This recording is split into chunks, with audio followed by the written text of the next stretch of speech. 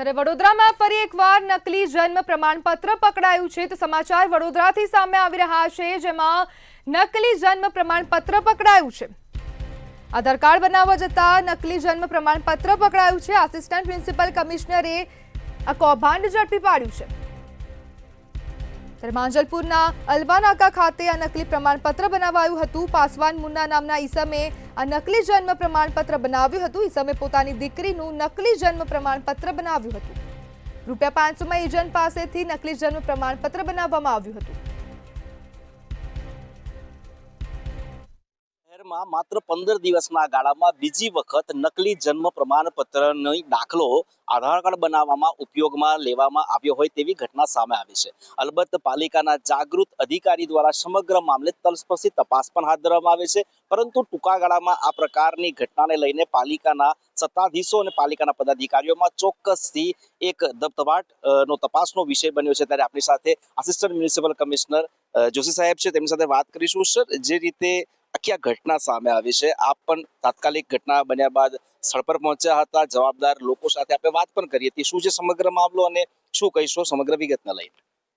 આજ રોજ એકચ્યુઅલી વડોદરા કોર્પોરેશનના બધા અધિકારીઓ કર્મચારીઓની ઈ સરકાર પોર્ટલ રિલેટેડ સેકન્ડ ટ્રેનિંગ હતી, એટલે અમે સૌ અહીંયા ટ્રેનિંગમાં હાજર હતા. એ દરમિયાન જે વોર્ડ ઓફિસમાં આધાર કાર્ડની સુધારા વધારાની કામગીરી ચાલે છે, એ સંલગ્ન અમારે જે 3 લેયર સિસ્ટમ હોય છે ડોક્યુમેન્ટ વેરિફિકેશન માટે સુધારા વધારાની, એ અંતર્ગત ઓપરેટરને જ્યારે ટોકન લેવા માટે અરજદાર આવ્યા હતા અને એમને બર્થ સર્ટિફિકેટ રજૂ કરેલું હતું, એ બર્થ સર્ટિફિકેટ જોઈને એમને પ્રાઇમરી તપાસમાં પણ એમને પણ ડાઉટ લાગ્યું હતું, કારણ કે દર 15 દિવસ અમે 3 કલાકની સેકન્ડ ટ્રેનિંગ અમે પોતે આપતા હોઈએ છીએ દરેક ઓપરેટરને જે વોર્ડ ઓફિસમાં આધાર કાર્ડની સુધારાની કામગીરી કરે છે એમને.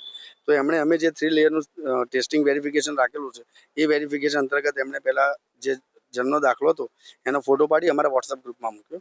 એ વોટ્સઅપ ગ્રુપમાંથી અમે તાત્કાલિક સેકન્ડ લેયર વેરિફિકેશન અમે કર્યું.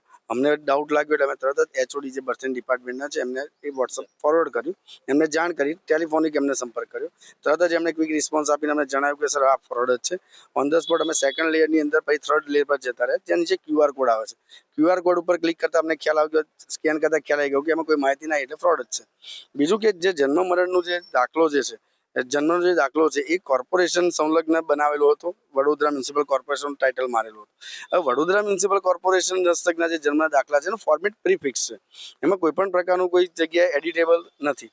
એ ખૂબ જ સારામાં સારી બાબત છે. અને એ રીતે જ્યારે ખોટું પકડાયું એ દેખવા ગયો એટલે તાત્કાલિક અમે સતર્ક થઈ ગયા અને તરત જ અમે અમારા ઓનરેબલ ડેપ્યુટી કમિશનર રાજપૂત સાહેબનો સંપર્ક કર્યો. સાહેબે કીધું આપણે ફરિયાદ દાખલ કરી દો. આમ તરત જ અમે તુરંત જ સ્થળ ઉપર પહોંચી ગયા. ત્યાં અરજદાર હાજર હતા. અરજદાર જોડે ચર્ચા વિચારણા કરી. અમે લાગ્યું કે આ 100% ફ્રોડ છે. એમને પૂછવામાં આવ્યું તો એમણે કોઈક સાયબર કાફેમાંથી આ બનાવડાવ્યું હતું, ₹500 એવું એમણે કહ્યું. એટલે તાત્કાલિક અમે 100 નંબર ડાયલ કરી, એટલે પોલીસને અમે જાણ કરી. પોલીસ પણ સત્વરે આવી ગઈ અને અત્યારે પોલીસ તપાસ કરી રહી છે. ફરિયાદ અમે દાખલ કરી દીધી. સર, આધાર કાર્ડ એ ખૂબ મહત્વનો પુરાવો હોય છે ભારતીય નાગરિક માટે, અને રાજ્ય સરકાર હોય કે કેન્દ્ર સરકાર હોય, એની તમામ યોજનાઓમાં પણ આધાર કાર્ડનું એટલું જ મહત્વ રહેલું છે જે દસ્તાવેજી પુરાવા તરીકે. ત્યારે આ પ્રકારની ઘટના બીજી વાર બની છે. ચોક્કસથી કહી શકાય કે આવું કરનારા લોકો જે છે કે આવું કરે છે એની પાછળના શું કારણો હોઈ શકે, અને એવા લોકો સામે કાયદાકીય રીતે શું જોગવાઈ છે, કેમ કે આ એક જાતનો ફ્રોડ જ છે. એ ફ્રોડ છે એટલે પોલીસ ખાતાને પણ આપણા માધ્યમથી પણ અત્યારે પણ વિનંતી કરું છું, અને સવારે પણ મેં વિનંતી કરેલી કે કોઈ પણ પ્રકારના જે આ જે બોગસ ડોક્યુમેન્ટ જો ઊભા થતા હોય તો ઊભા કરનાર દરેક તત્વો સામે કડક પગલાં લેવા જોઈએ, એમની તાત્કાલિક અટકાયત કરવી જોઈએ, કાયદેસરની કાર્યવાહી કરવી જોઈએ. અને એની અંદર જે કહ્યું કે સાયબર કાફેમાં બનાવવામાં આવ્યું હતું, તો તમામ પ્રકારના પ્રાઇવેટ સેક્ટર હોય કે ગવર્મેન્ટ સેક્ટર હોય, પોલીસ ખાતાએ સંયુક્તપણે એક ટીમ તૈયાર કરી અને તાત્કાલિક ધોરણે એક અભિયાન તરીકે જ બધા ડોક્યુમેન્ટ વેરિફિકેશનનું બધું એમને તપાસ કરવી જોઈએ, ઊંડાણપૂર્વક તપાસ કરવી, જેથી કરીને આવું ખોટું કરનાર જે લોકો છે એ તાત્કાલિક જેલ ભેગા થાય. વધુમાં જણાવવાનું કે ડોક્યુમેન્ટ વેરિફિકેશન બધા જ્યાં લોભિયા હોય ત્યાં સુધારા ભૂખે મળતા નથી. આ શા માટે કોઈ બીજી જગ્યાએ એજન્ટોને પકડો છો? મારી એક નમ્ર વિનંતી છે, તમારો રૂપિયો તમારા પરિવાર પાછળ વાપરો, તમારા પોતાના માટે પાછળ વાપરો, બની બેઠેલા એજન્ટોના ઘર ભરવા માટે નહીં. દરેક ગવર્મેન્ટ ઓફિસમાં અધિકારીઓને તમે મળવાનો આગ્રહ રાખો. અધિકારીઓ મળતા જ હોય છે, એમનો એક સમય ફિક્સ હોય છે, એમને જવાબદારીઓ ઘણી બધી રહેતી હોય છે.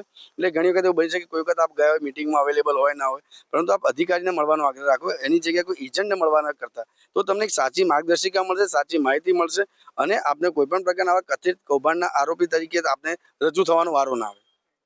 ચોક્કસથી આ હતા Shamik Joshi, assistant municipal commissioner of Vadodara મહાનગરપાલિકા. તેઓ આધાર કાર્ડના પણ હેડ છે, પરંતુ તેઓ દ્વારા જે અપીલ કરવામાં આવી છે, ચોક્કસથી કહી શકાય કે જે પ્રકારે લોકો નકલી ડોક્યુમેન્ટ્સ બનાવે છે, એક જાતનો ગુનો છે. ત્યારે જે જવાબદાર અધિકારી છે, જવાબદાર વિભાગ છે, તેને મળો, જેથી કરીને તમારી સમસ્યાનું નિરાકરણ આવે, જેથી કરીને તમારે ક્યારે ભવિષ્યની અંદર આ પ્રકારના ગુનામાં આરોપી તરીકે ન સંડોવાવું પડે. કેમેરા પર્સન કેતન સિંધે સાથે તુષાર પટેલ, મંતવ્ય ન્યૂઝ, વડોદરા.